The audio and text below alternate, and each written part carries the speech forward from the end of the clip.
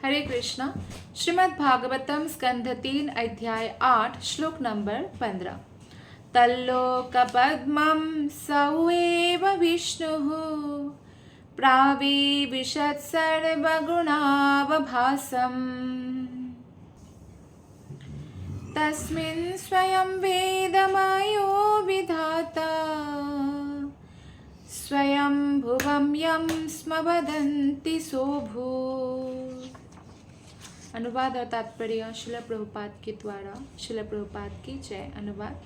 उस ब्रह्मांडमय कमल पुष्प के भीतर भगवान श्री विष्णु परमात्मा के रूप में स्वयं प्रविष्ट हो गए और इस तरह जब यह भौतिक प्रकृति के समस्त गुणों से गर्भित हो गया तो साक्षात वैदिक ज्ञान उत्पन्न हुआ, जिसे हम स्वयंभू ब्रह्मा कहते हैं।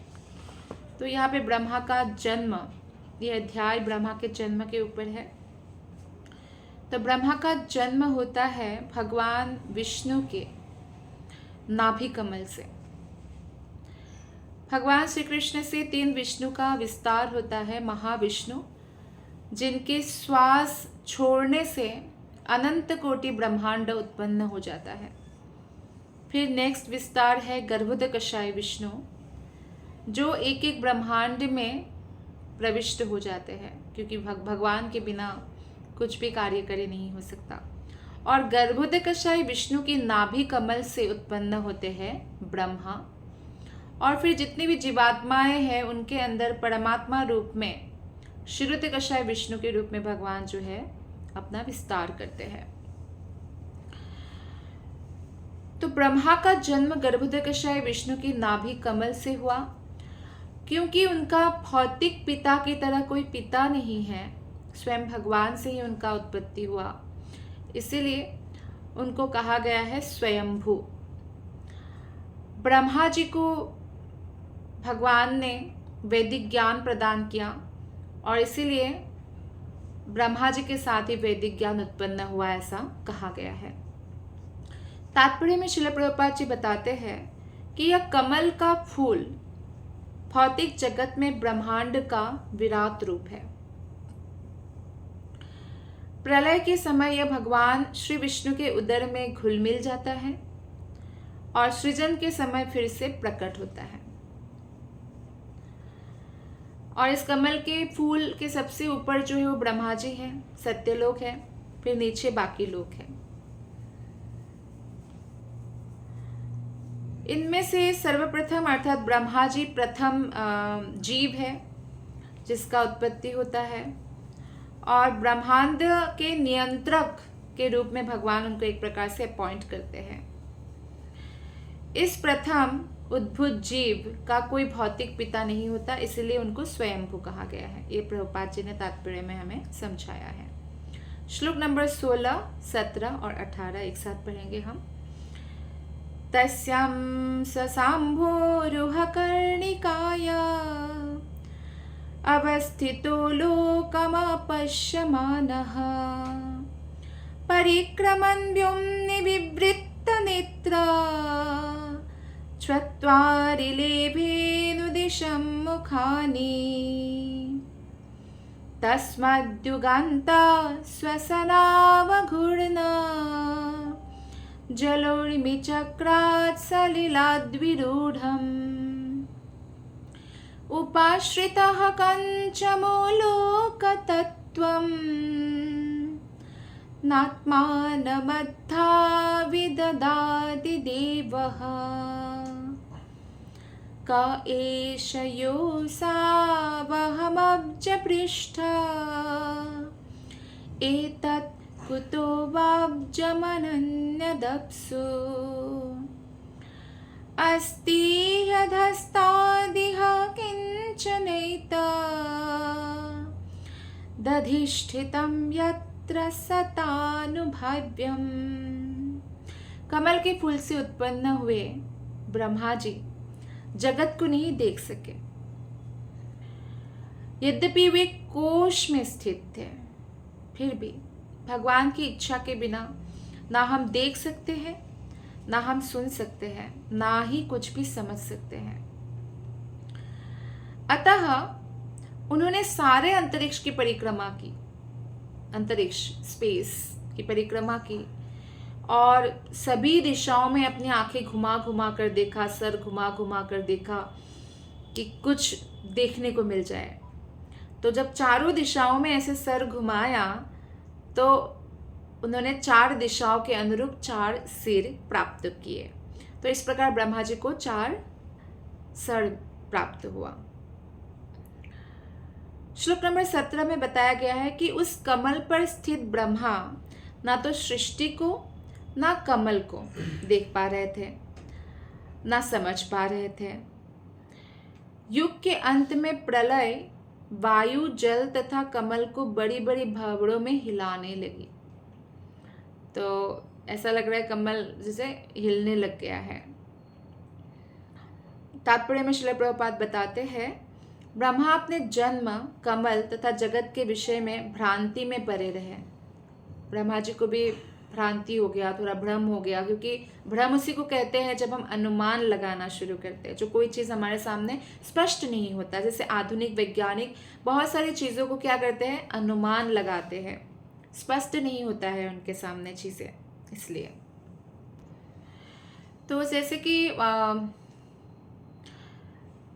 डार्विन ने कहा कि बंदर से मनुष्य हुए, तो लोग अनुमान किया, मान गए, और बाद में पता चला कि वो कंसेप्ट ही गलत है।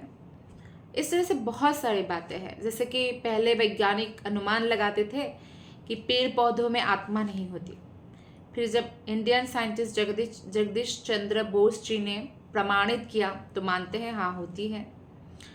पहले गोबर और गोमूत्र को इतना वैल्यू नहीं देते थे, लेकिन अब जब वेदों में ही कहा गया चीज़ सत्य हो गया तो वैल्यू देते हैं, इससे दवाइयाँ भी बनते हैं। तो कहने का तात्पर्य है कि अनुमान के आधार पर हम कुछ भी नहीं समझ सकते हैं। तो ब्रह्मा जी भ्रांति में पड़ गए और उन्होंने एक युग तक इन्हें समझने की कोशिश की, जो मनुष्य के 100 वर्षों की गणना के परे है। इतना समय उन्होंने समझने के लिए लगाया, और आज हम मनुष्य जीवन का 100 साल में हम चिंतन करते रहे तो हम क्या ही समझ पाएंगे, जो ब्रह्मा जी ने कितने हजारों वर्ष लगा दिए। मनुष्य अपनी क्षमता में इतनी सीमित है, फिर भी इतना अहंकारी है, सीमित है ज्ञान। परमेश्वर की सहायता के बिना कोई भी ना सृष्टि कर सकते हैं, ना पालन कर सकते हैं, ना संहार, और ना ही इसके बारे में कुछ समझ सकते हैं।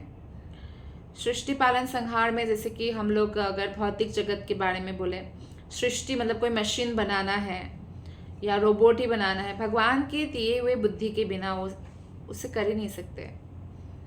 और भगवान के दिए हुए जो मटेरियल है, जैसे कुम्हार है, कुम्हार एक घड़ा बनाता है, पर मिट्टी तो उनका नहीं है ना, भगवान का दिया हुआ है। और जैसे कई लोग ये अहंकार करते हैं कि तुम लोगों को हमने लालन पालन करके बड़ा किया है, पालन करने वाला भी भगवान ही है। हम अपना सिर्फ कर्तव्य निभा सकते हैं। संहार तो भगवान ही पालन, संहार और सृष्टि का मूल कारण है। और बाकी जो अन्य देवतागण भी जो कार्य करते हैं वो भगवान की ही कृपा से करते हैं। और इन रहस्यों को हम तब तक नहीं समझ सकते हैं जब तक हम भगवान के बताए हुए रास्ते पर ना चले। श्लोक नंबर 18 में कहा गया है, ब्रह्मा ने अपनी अनभिज्ञता से विचार किया कि इस कमल के ऊपर स्थित मैं कौन हूँ, ये कमल कहाँ से फुटकर निकला है।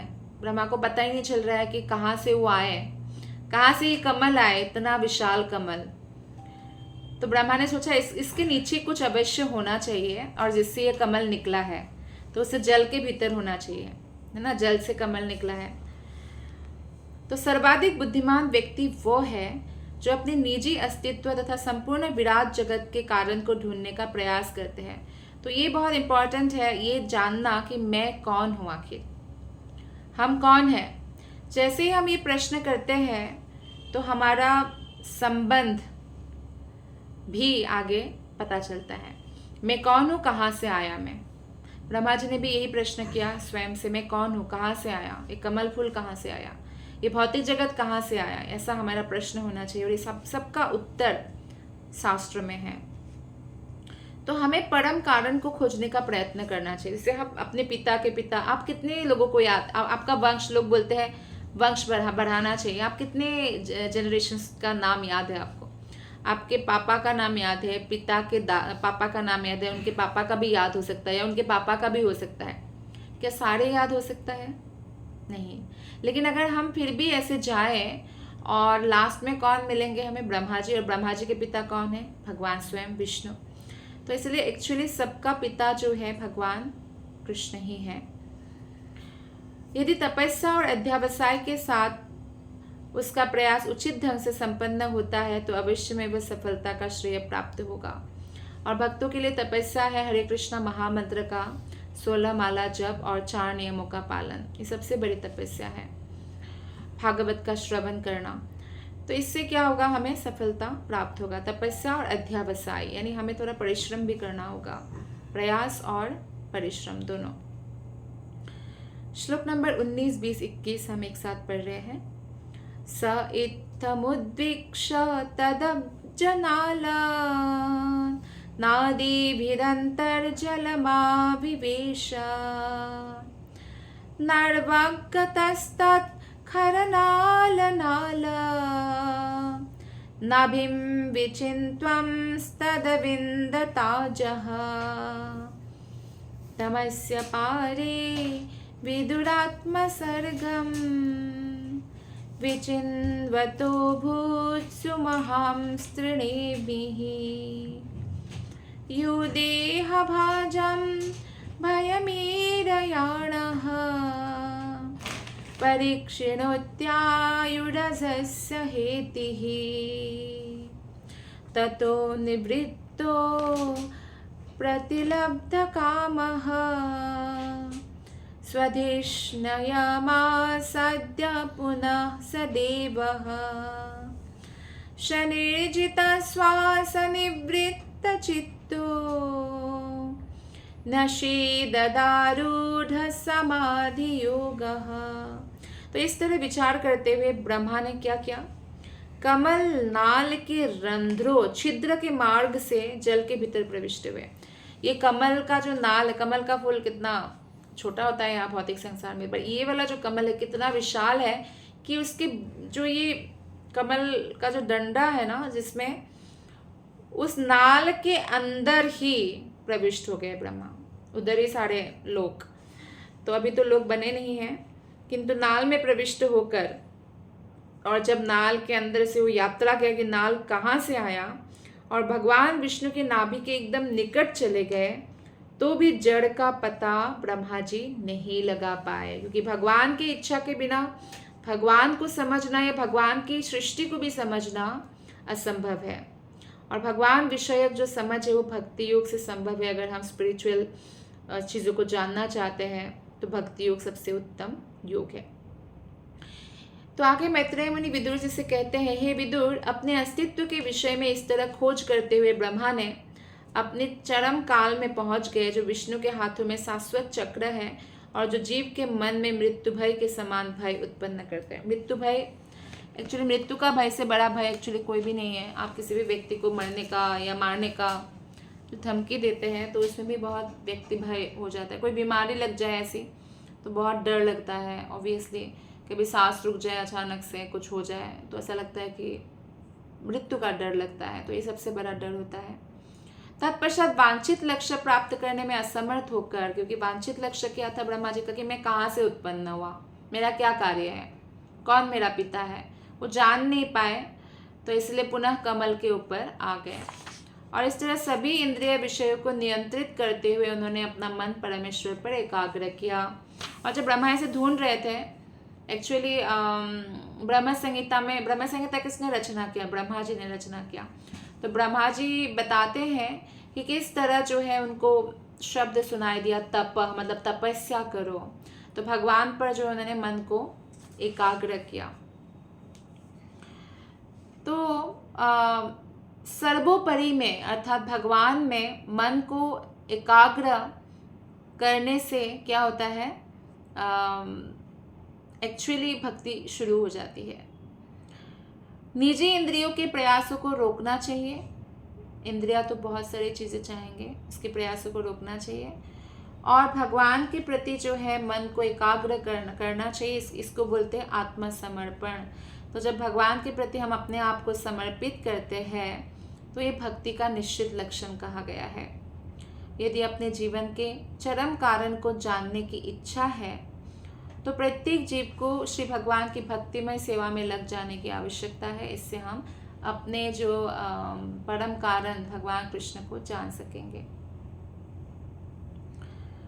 श्लोक नंबर 22, 23 और 24। कालेन सोजः पुरुषायुषाभि प्रवृत्त योगेन विरुद्धबोधः स्वयं तदन्तर्हृदयेव भातम् अपश्यतापश्यतयन्न पूर्वम् मृणालगौरायतशेषभोग पर्यङ्क एकं पुरुषं शयानम् फणातपत्रायुतमूर्धरत्न द्युभिर्हताद्वन्तयुगान्ततो ये प्रेक्षां क्षिपन्तं हरितोपलाद्रेः सन्ध्याभ्रणिवेरुरुक्ममूर्ध्नः रत्नो दधारोषधि सोमनस्य वनस्त्रजो वेणुभुजङ्घ्रिपाङ्घ्रेः। अपने 100 वर्ष के बाद जब ब्रह्मा का ध्यान पूरा हुआ तो उन्होंने वांछित ज्ञान विकसित किया, जिसके फलस्वरूप वे अपने ही भीतर अपने हृदय में परम पुरुष को देख सके, और जिन्हें वे इसके पूर्व महानतम प्रयास करने पर भी नहीं देख पा रहे थे। जब ब्रह्मा ने भगवान पर ध्यान किया तो भगवान ने उनको उनके हृदय में ही दर्शन दे दिया। तो परम भगवान को भक्तिमय सेवा की विधि के द्वारा ही अनुभव किया जा सकता है। ये बार बार भागवतम में बताया गया है, भगवत गीता में बताया गया है कि मानसिक चिंतन से हम भगवान को प्राप्त नहीं कर सकते, या मनमानी ढंग से भगवान की पूजा उपासना करके भी भगवान को प्राप्त नहीं कर सकते। कई लोग हैं जो मन से करते हैं, मनमानी ढंग से। मेरा मन ऐसा बोल रहा है, मेरा मन वैसा बोल रहा है, ऐसे करूंगा वैसे करूंगा। नहीं, शास्त्रों के हिसाब से ही करना होगा, मन के हिसाब से नहीं कर सकते। तो ब्रह्मा की आयु की गणना दिव्य वर्षों में की जाती है, जो मनुष्य के 100 वर्ष से भिन्न होता है। 100 वर्ष मतलब सूर्य के साथ जो हमारा एक दिन जाता है, उसके हिसाब से मनुष्य का 100 साल होता है। लेकिन ब्रह्मा जी का ऐसा नहीं है। ब्रह्मा जी का दिव्य वर्ष होता है। मतलब हम कल्पना भी नहीं कर सकते कि ब्रह्मा जी का एक दिन कितना बड़ा है, कि हमारा सत्य त्रेता द्वापर कलयुग 1000 बार घूमे तब एक दिन होता है, तो कितना बड़ा है। तो इस तरह से हम देखेंगे कि जब हम पृथ्वी से ऊपर जाते हैं ना, तो टाइम का वो अलग अलग हो जाता है। जैसे कि स्वर्गलोक में आप देखिए, उनका एक दिन हमारा 1 साल है। एक दिन मतलब उनका जो 24 घंटा, यहाँ 1 साल है। और ऊपर जाएंगे, ब्रह्मा जी का कितना डिफरेंस है। और भगवत धाम में वो समय का कोई काम नहीं है, स्थिर है। कोई समय वहाँ पे ऐसा नहीं है कि दिन रात हो रहा है और उम्र बीत रही है, ऐसा नहीं है। तो इस तरह से जो है भगवान का कृपा प्राप्त किया ब्रह्मा जी ने। और फिर जब उन्होंने ध्यान किया था और 100 वर्ष तक ध्यान करते रहे, और फिर उनको कारणों का कारण भगवान कृष्ण ही कारणों का कारण है वो समझ में आया। तब उन्होंने ब्रह्म संहिता लिखी। कितना हजारों लाखों वर्ष तपस्या करने के बाद उन्होंने ब्रह्म संहिता लिखी। कितना अनमोल ग्रंथ है। और ब्रह्म संहिता में क्या कहते हैं ब्रह्मा जी? ईश्वर परम कृष्ण सच्चिदानंद विग्रह अनादिरादिर गोविंद सर्व कारण कारणम। तो गोविंद यानी कृष्ण ही सभी कारणों का कारण है। वही परम ईश्वर, ईश्वर परम कृष्ण सच्चिदानंद विग्रह। और ब्रह्म संहिता का अनुमोदन चैतन्य महाप्रभु जो स्वयं कृष्ण है भक्त रूप में आए हैं, उन्होंने किया है, उन्होंने मान्यता दिया है। तो ब्रह्मा जी ने बार बार लिखते गोविंदम आदि पुरुषम तमहम भजामी, यानी गोविंद कृष्ण ही आदि पुरुष है। और मनुष्य को श्री भगवान की कृपा की प्रतीक्षा करनी होती है और तब वो उनकी सेवा कर सकता है और भगवान को यथारूप में जान सकता है। श्लोक नंबर 23, ब्रह्मा ये देख सके कि जल में कमल जैसी विशाल श्वेत शैया थी। अब भगवान विष्णु के शैया कौन है? अनंत शेषनाग है। और वो किस रंग का है? टीवी में आप देखिए भगवान विष्णु सो रहे हैं और एक बहुत बड़ा काला सांप आपको दिखाई देता है। लेकिन इस श्लोक से हमें पता चलता है कि ये कैसा है, कैसा रंग है? गौरा। गौरा मतलब पूरी तरह सफेद। कृष्णा श्यामल वर्ण के हैं, बलराम सफेद, यानी गौरव वर्ण है। तो ऐसे ही भगवान विष्णु जिस शैया पर सोते वो अनंत शेषनाग है, बलराम जी है, तो श्वेत रंग का है और सुंदर शरीर है। भगवान वहाँ अकेले लेटे थे। सारा वायुमंडल शेषनाग के फन को विभूषित करने वाले रत्नों की किरणों से प्रदीप्त था। तो शेषनाग के मणि हैं सारे फनों में और इससे इतना रोशनी निकल रही थी कि प्रदीप्त था, उसमें कोई अंधकार नहीं था। श्री भगवान के दिव्य शरीर की कांति मूंगे के पर्वत सोने का जो है पर्वत है, पर्वत का चोटी स्वर्ण का होता है मूंगे के पर्वत, किंतु उसकी जो शोभा है उसको भी भगवान का रूप जो है उपहास कर रहे थे। जैसे भगवान सुंदर पीत वस्त्र पहनते हैं तो पिघला हुआ सोना जैसा उसका कलर है, किसी भी चीज़ से इसकी तुलना नहीं हो सकती है। भगवान का मुकुट की तुलना, ये जो भौतिक जगत में स्वर्ण मिलता है वो असली स्वर्ण जैसा है ही नहीं। भगवान जो स्वर्ण पहनते हैं तो वो दिव्य है। भगवान के वस्त्र, भगवान के आभूषण सब भगवान के सेवक हैं। और बलराम जी अपना विस्तार करके इस प्रकार भगवान की सेवा करते हैं।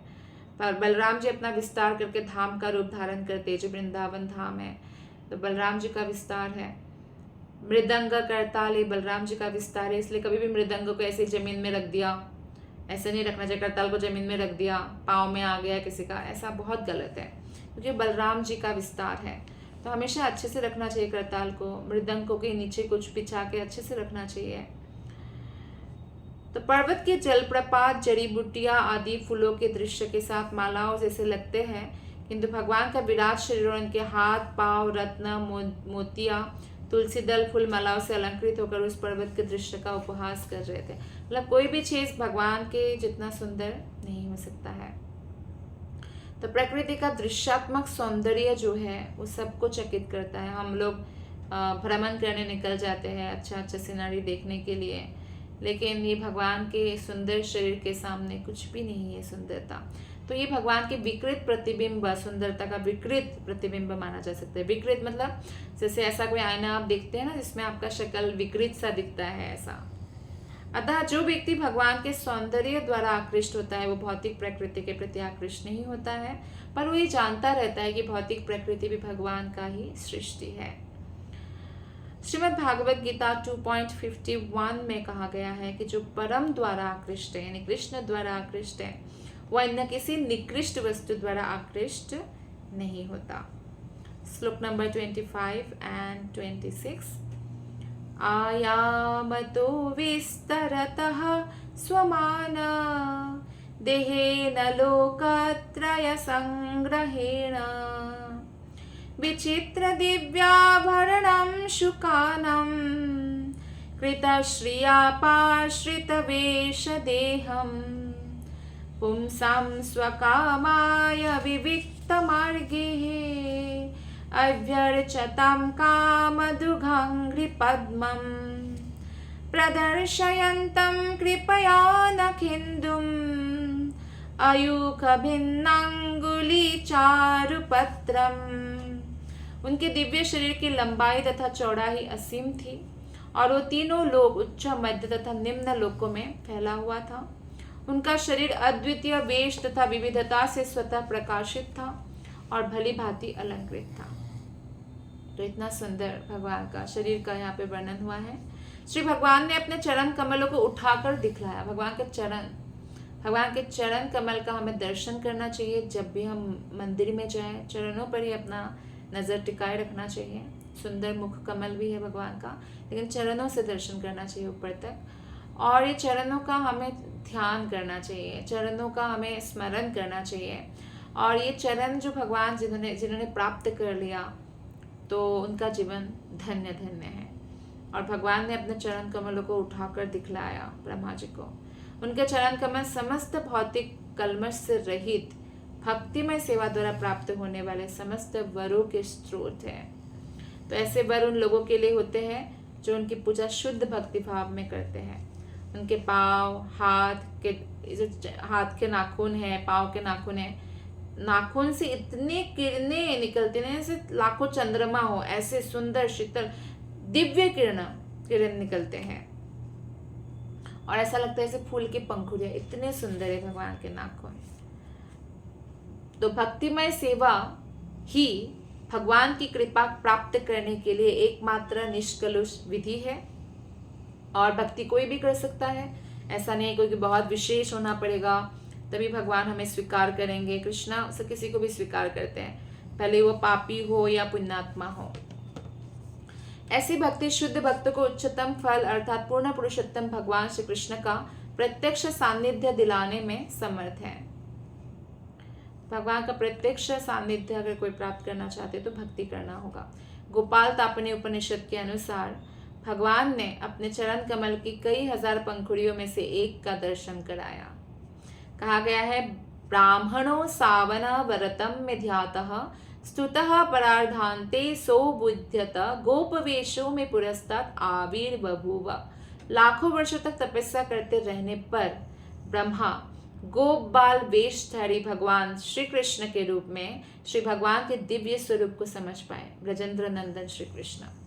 इस तरह उन्होंने अपने अनुभवों को ब्रह्म संहिता में सुप्रसिद्ध स्तुति गोविंदम गोविंदम आदि पुरुषम तमहम भजामि ऐसे अंकित कर दिया। श्लोक नंबर 27, 28 और 29।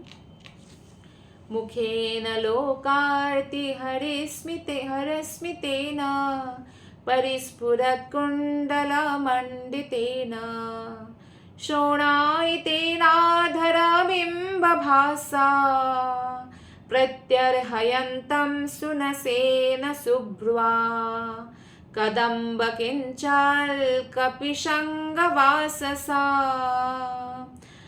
स्वलङ्कृतं मेखलया नितम्बे हारेण चानन्तधनेन वत्स श्रीवत्सवक्षः स्थलवल्लभेन परार्ध्यकेयूरमणिप्रवेका पर्यस्तदुर्दन्दसहस्रशाखम् अव्यक्तमूलं भुवनङ्घ्रिपेन्द्रम्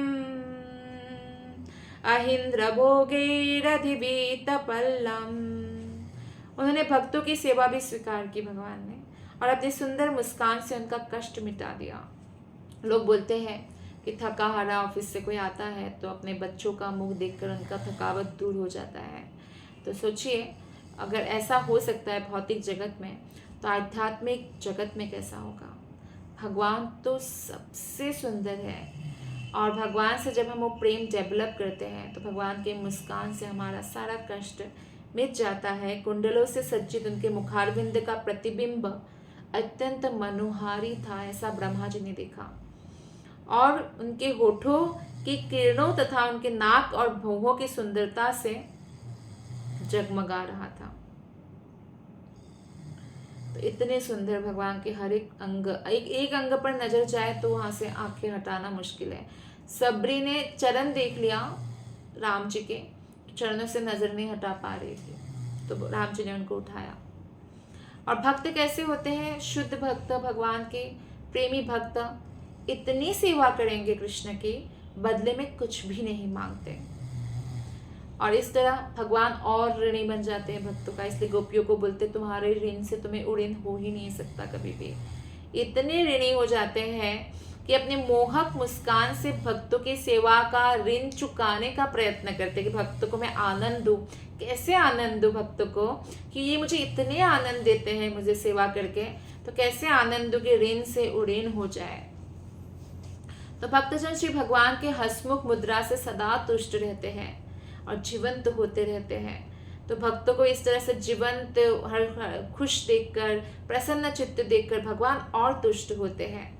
तो इस तरह सेवा तथा स्वीकृति के ऐसे आदान प्रदान से भगवान और भक्तों के बीच एक सतत दिव्य स्पर्धा चलती रहती है कि मैं ज्यादा प्रसन्न करूंगा भगवान को, भगवान सोचते हैं मैं भक्तों को ज्यादा आनंद दूंगा। तो भगवान आनंद देने के लिए ही इस तरह तल पड़ाते हैं, भक्तों को आनंद देना उनका मुख्य कार्य है। तो मैत्रेय मुनि कहते हैं, विदुर, भगवान की कमल पीले वस्त्र से ढकी थी। कमर, भगवान की कमर पीले वस्त्र पहनते हैं भगवान, जो कदम्ब फूल के केसरिया रस जैसा प्रतीत हो रहा था। और इसको अतीव सज्जित करधनी भी भगवान पहनते, सुंदर करधनी से घिरी हुई थी, और उनकी छाती श्रीवत्स चिन्ह से और असीम मूल्यवान हार से सुशोभित थी। ये सब ब्रह्मा जी ने देखा, दर्शन किया। जिस तरह चंदन के वृक्ष सुगंधित फूलों तथा शाखाओं से सुशोभित रहता है, उसी तरह श्री भगवान का शरीर मूल्यवान मणियों तथा मोतियों से अलंकृत था। तो चंदन का वृक्ष में बहुत सुगंधित फूल होता है, सुंदर शाखाएं होती है, लेकिन चंदन के वृक्ष आप जाएंगे तो उसमें सांप भी होते हैं। तो भगवान इतने सुंदर है, और भगवान किस पर सो रहे हैं? सांप के ऊपर ही तो सो रहे हैं, अनंत शेषनाग। तो यही बताया गया है यहाँ पे कि जिस तरह चंदन का वृक्ष अनेक सर्पों से आच्छादित रहता है, उसी तरह श्री भगवान का शरीर भी अनंत के फनों से थका था। वेदों में कहा गया है कि भगवान स्वाश्रयाश्रय है, अर्थात भगवान का आश्रय भगवान ही है, भगवान को किसी के आश्रय की जरूरत नहीं है। और भगवान अगर सो रहे हैं अनंत शेषनाग पर, वो भी भगवान का ही विस्तार है, बलराम जी है। अतएव अव्यक्त का अर्थ स्वयं भगवान है और उनके अतिरिक्त और कोई भी नहीं है। श्लोक नंबर 30, 31, 32 हम एक साथ पढ़ रहे हैं। 32 एंड 33 ये 4 श्लोका हम एक साथ पढ़ रहे हैं। इस अध्याय का ये अंतिम 4 श्लोका बहुत महत्वपूर्ण है। आइए पढ़ते हैं। चराचरों को भगवन महिद्रा, चराचरों को भगवन महिद्रम अहिंद्र बंधुम सलिलोपगूढ़म किरीट साहस्र हिरण्य श्रृंगम आविर्भवोत्कौस्तुभरत्नगर्भम निवीतमाम्नाय मधुव्रतश्रिया स्वकीर्तिमय्या वनमालया हरिम् सूर्येन्दुवाव्याग्नयज्ञमं स्त्रिधामभिः परिक्रमत्प्राधनिकेर्दुरासदम् तर्हेव तन्नाभि सरः सरोजा मात्मानमम्भः स्वसनं वियच्छ ददर्श देवो जगतो विधाता नातः परं लोक विसर्ग दृष्टिः सकर्म बीजं रजसोपरक्तः प्रजः सृशिक्षन्यदेव दृष्ट्वा अस्तो द्विसर्गाभिमुखस्तमिद्यम् अव्यक्तवर्त्मन्यभिवेशितात्मा। विशाल पर्वत की भांति भगवान समस्त चर तथा अचर जीवों के लिए आवास की तरह खड़े हैं। वही तो आवास है, भगवान ही तो आश्रय है सभी जीवों का। वे सर्पों के मित्र हैं क्योंकि अनंत देव उनके मित्र हैं। जिस तरह पर्वत में हजारों सुनहरी चोटियां होती है, उसी तरह अनंत नाग के सुनहरे मुकुटों वाले हजारों फनों से युक्त भगवान दिख रहे थे। तो अनंत शेषनाग के भी फनों में मुकुट है, और अनंत शेषनाग बलराम का जो भी नाम उच्चारण करते हैं उनको कभी सर्प नहीं काटता है। और भगवान के भी इसलिए सर्प प्रिय है क्योंकि अनंत शेषनाग सर्प रूप में है। और जिस तरह पर्वत कभी कभी रत्नों से पूरित रहता है, उसी तरह उनका शरीर मूल्यवान रत्नों से पूर्णतया सुशोभित था भगवान का। और जिस तरह कभी कभी पर्वत समुद्र जल में डूबा रहता है, उस तरह भगवान कभी कभी प्रलय जल में डूबे रहते हैं। इस तरह पर्वताकार श्री भगवान पर दृष्टि डालते हुए दर्शन किया, भगवान ने दर्शन दिया ब्रह्मा जी को। तो ब्रह्मा जी ने निष्कर्ष निकाला, अरे यही भगवान श्री हरि है। उन्होंने देखा कि उनके वक्षस्थल पर पड़ी फूलों की माला वैदिक ज्ञान के मधुर गीतों से उनका महिमा गान कर रही थी। तो ये जो भगवान की फूलों की माला है, ये भी जीवात्माएं हैं, चेतन है, और भौतिक जगत की तरह जड़ नहीं है कोई वस्तु, मुकुट हो चाहे कोई भी हो। तो ये भगवान की महिमा गा रही थी, सारे फूलों की जो मालाएं हैं, और अतीब सुंदर लग रही थी। भगवान, हम लोग अलंकार पहनकर सुंदर दिखते हैं, भगवान के ऊपर फूल माला अलंकार जाकर वो स्वयं सुंदर दिखते हैं। जिस प्रकार कोई भक्त बहुत सुंदर दिखते हैं। वे युद्ध के लिए सुदर्शन चक्र द्वारा सुरक्षित थे और सूर्य, चंद्र, वायु, अग्नि इत्यादि उनके पास तक नहीं फटक सकते थे। मतलब सुरक्षित, सुदर्शन चक्र से सुरक्षित थे, मतलब हमेशा सुदर्शन चक्र भगवान की चिंतन करते हैं। सुदर्शन भगवान के भक्त हैं, और भगवान के भक्त होने के कारण वो भक्तों की भी सुरक्षा करते हैं। जैसे अम्बरीश महाराज के ऊपर जब दुर्वासा मुनि ने आक्रमण किया एक राक्षसी के द्वारा, तुरंत सुदर्शन दुर्वासा मुनि के पीछे लग गया, राक्षसी को तो मार ही दिया। तो ऐसे सुदर्शन हमेशा भगवान के लिए रहते हैं। जैसे अक्रूर है, अक्रूर हमेशा भगवान की सुरक्षा के बारे में सोचते थे, जबकि वो मालूम है भगवान है, फिर भी भगवान के प्रति वात्सल्य प्रेम है ये। तो ऐसे सुदर्शन भी सोचते हैं। और जहाँ तक सूर्य, चंद्र, वायु, अग्नि, ऐसे बड़े बड़े जो देवता हैं, वो भी भगवान के पास नहीं जा सकते हैं। जब भी देवताओं को कुछ कष्ट होता है, वो ब्रह्मा जी के पास जाते हैं। ब्रह्मा जी पुरुष सत्य से भगवान को आह्वान करते हैं, बात करते हैं, फिर ब्रह्मा जी सल्यूशन बताते हैं। देवता लोग ऐसे ही नहीं जा सकते हैं। तो इसका अर्थ यह है कि भगवान इजीली अप्रोचेबल नहीं है, इतने आसानी से कोई नहीं प्राप्त कर सकते। तो विश्वनाथ चक्रवर्ती ठाकुर कहते हैं कि ब्रह्मा जी ने भगवान का नाभि कमल देखा, और नाभि कमल में स्वयं को देखा, और साथ ही साथ जो है उन्होंने 3 एलिमेंट्स देखा, तत्व देखा।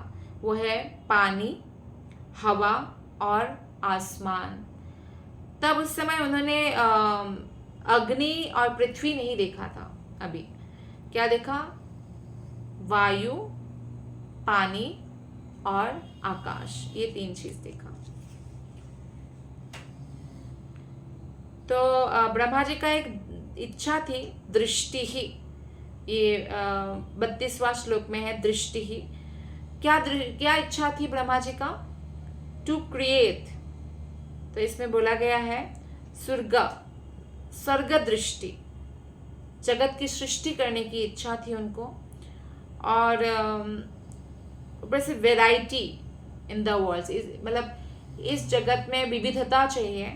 तो ये भी विविधा भी लिखा है इसमें।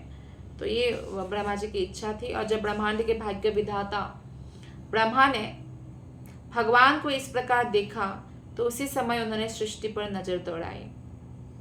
जो ब्रह्मा जी है वो भाग्य विधाता है, जैसे कि इस श्लोक में बताया गया है। पर ब्रह्मा जी का भी भाग्य विधाता कौन है? कृष्ण है। इसलिए जो कृष्ण भक्ति में लगे रहते हैं, उनका भाग्य ऑटोमेटिकली सौभाग्य में परिवर्तित हो जाता है, भले वो कितने दुर्भाग्यशाली ही क्यों ना हो। ब्रह्मा ने विष्णु की नाभि में झील, नाभि सरोवर तथा कमल देखा, और उसी के साथ प्रलयंकारी जल, सुखाने वाली वायु और आकाश को भी देखा। सब कुछ उन्हें दृष्टिगोचर हुआ। जब सृष्टि पर अब नजर दौड़ाई, तो अब भगवान ने उनको देखने की जो है दृष्टि दिया। तो अंतिम श्लोक 33 है। इसमें बताया गया है कि इस तरह रजोगुण से प्रेरित होकर ब्रह्मा सृजन करने हेतु उन्मुख हुए, और श्री भगवान द्वारा सुझाए गए सृष्टि के 5 कारणों को देखकर वे सृजनशील मनोवृत्ति के मार्ग पर सादर स्तुति करने लगे। रजोगुण में होते हुए भी मनुष्य को इस संसार में किसी वस्तु का सृजन करने हेतु आवश्यक शक्ति कौन देंगे? भगवान कृष्ण ही देते हैं, इसलिए कृष्ण की ही शरण ग्रहण करनी पड़ती है। किसी प्रयास के सफल समापन का यही मार्ग है। तो विश्वनाथ चक्रवर्ती ठाकुर कमेंट करते हैं इस ये वाले श्लोक में कि सृष्टि करने के लिए ब्रह्मा को क्या क्या मिला, क्या क्या तत्व उनको मिला, एक्चुअली क्या था उस समय अवेलेबल। कोई सृष्टि तो हुआ नहीं था, पृथ्वी, जनलोक, तपलोक, महरलोक, पाताल, नरक, कुछ नहीं हुआ था। तो क्या दिखा? पहला है लोटस, जो भगवान के नाभि कमल से उत्पन्न हुआ है। वो लोटस मीन्स कमल का फूल, कमल के फूल के अंदर स्वयं, वो भी तो बनाया, वही तो करेंगे। और पानी, वायु, आकाश, बस इतना ही 5 चीजें दिखा। जैसे कि इस श्लोक में वर्णन क्या है, 5 सृष्टि के 5 कारणों को देखकर वे सृजनशील मनोवृत्ति के मार्ग पर सादर स्तुति करने लगे। तो भगवान से स्तुति करने लगे ये 5 चीजें देखकर, वो समझ गए ये इंग्रेडिएंट्स है सृष्टि का। कर्म बीजम, ये कर्म का बीज है। सकर्म बीजम यहाँ पे बताया गया है। कर्म बीजम क्या है? ये 5 चीजें। ब्रह्मा ने सोचा मैं कैसे सृष्टि करूंगा, तो चलो मैं भगवान के प्रति समर्पण करता हूँ, भगवान मुझे रास्ता दिखाएंगे। तो इस तरह से उन्होंने भगवान पर अपने मन को लगाया, उन्होंने अपने मन को कृष्ण पर लगाया, और अव्यक्त वर्तमानी यानी भगवान पर मन को जब लगा दिया तो भगवान ने उनको बुद्धि प्रदान किया ताकि वो सृष्टि कर पाए। इस प्रकार ब्रह्मा के जन्म नामक जो ये 8वां अध्याय है श्रीमद् भागवतम के 3 स्कंध के अंतर्गत गर्भोदय कषाय विष्णु से ब्रह्मा का प्राकट्य नामक 8वें अध्याय के भक्ति वेदांत तात्पर्य पूर्ण हुए। आप सबका हृदय से बहुत बहुत धन्यवाद। हरे कृष्णा।